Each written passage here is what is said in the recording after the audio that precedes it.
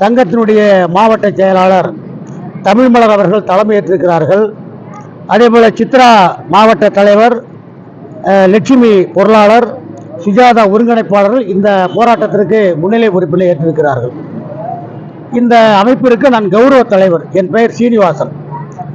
இந்த காத்திருக்கும் போராட்டத்தினுடைய கோரிக்கை என்னவென்றால், குறிப்பாக தூய்மை சுகாதார ஊக்குநர்களுக்கு ஊதியம் இன்றைக்கு அவர்கள் எவ்வளவு பெற்றுக் கொண்டிருக்கிறார்கள் என்பதை தொலைக்காட்சி நண்பர்கள்லாம் கேட்டுக்கொண்டிருந்தீர்கள். அவர்களே உணர்வுபூர்வமாக பேசினார்கள்.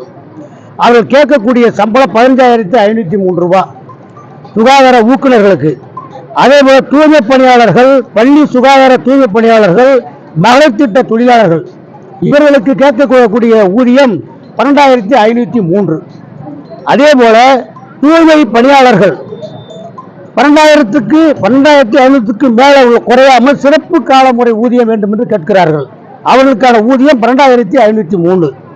அதேபோல மேல்நிலை நீர்த்தேக்க தொட்டியினுடைய இயக்குநர்கள், ஆபரேட்டர்களுக்கு சம்பளம் கிட்டத்தட்ட 14,503 ரூபாய் வேண்டும் என்று கேட்கிறார்கள். குறைந்தபட்சம் வட்டார ஒருங்கிணைப்பாளர்கள், மண்டல வட்டார வளர்ச்சி அலுவலருக்கு இணையான ஊதியம் 56,250 வேண்டும் என்று அவர்கள் கேட்கிறார்கள்.